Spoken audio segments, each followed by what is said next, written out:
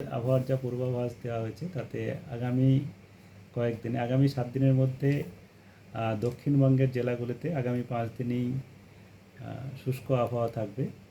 আর ষষ্ঠ দিনে মানে 8 তারিখ বা 9 তারিখে, ষষ্ঠ এবং সপ্তম দিনে আমাদের কয়েকটা জেলাতে থান্ডারস্টর্ম বা বজ্রবিদ্যুৎ সহ হালকা বৃষ্টি সম্ভাবনা কিছুটা রয়েছে। মূলত 8 তারিখে যেটা রয়েছে সেটা হচ্ছে আমাদের ঝাড়গ্রাম, পূর্ব পশ্চিম মেদিনীপুর। আর 9 তারিখে আমাদের এই পূর্ব পশ্চিম মেদিনীপুরতে তো থাকবে, তার সঙ্গে আমাদের পূর্ব পশ্চিম বর্ধমান এবং বীরভূম, মুর্শিদাবাদ, নদিয়া, হুগলি এই জেলাগুলোতেও কিছুটা সম্ভাবনা রয়েছে। তবে তার আপডেট আরও পরে দেওয়া হবে, এখন তো অনেক কয়েকদিন দেরি রয়েছে। আর উত্তরবঙ্গের ক্ষেত্রে যেটা দেওয়া হয়েছে, উত্তরবঙ্গে আগামী 24 ঘন্টাতে মানে আজকে দার্জিলিং, কালিম্পং, জলপাইগুড়ির উত্তরাংশে কিছুটা এলাকায়, কিছু কিছু জায়গায় হালকা থেকে মাঝারি বৃষ্টির সম্ভাবনা থাকছে। কাল থেকে 2 তারিখ থেকে 4 তারিখ থেকে 7 তারিখ পর্যন্ত উত্তরবঙ্গেও শুষ্ক আবহাওয়া থাকার সম্ভাবনাই বেশি।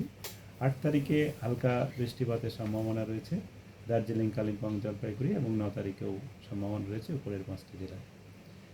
আর তাপমাত্রা যেটা হয়েছে, দিনের তাপমাত্রা এখন খুব বেশি তারতম্য হবে না, তবে সামান্য একটু, যেটা আমাদের এখন সিজনাল বাড়ে সেরকমই বাড়ার দিকেই থাকবে, তবে খুব বেশি তারতম্য হওয়ার সম্ভাবনা নেই। এখন আমাদের যেমন উপকূল ভাগের জেলাগুলোতে 31 থেকে 33 এরকম রেঞ্জে চলছে, এরকমই থাকার সম্ভাবনা। আর ওয়েস্টার্নের পশ্চিমের জেলাগুলোতে 33 থেকে 35 এই রেঞ্জে থাকার সম্ভাবনা থাকছে।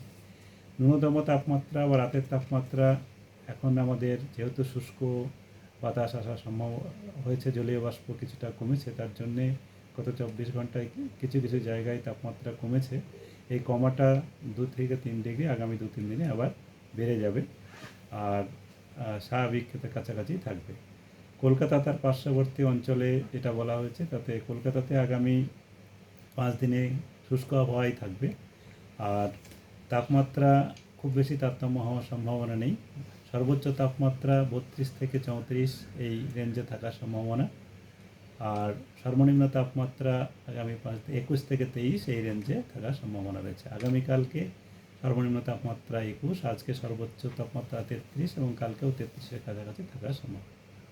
এখন তো প্রি মনসুন শুরু হয়ে গেছে, যেটা আমাদের এই সময় হয় সিজনাল, যে কিছুটা জলীয় বাষ্প বঙ্গোপসাগর থেকে আসে, এবং তাছাড়া যেটা আমাদের এখন এই যে তাপমাত্রা একটু বাড়ছে, তার জন্য যে হিটিংটা হচ্ছে, তার জন্যে বজ্রগর্ভ মেঘ সঞ্চার হয়ে হওয়ার সম্ভাবনা থাকবে।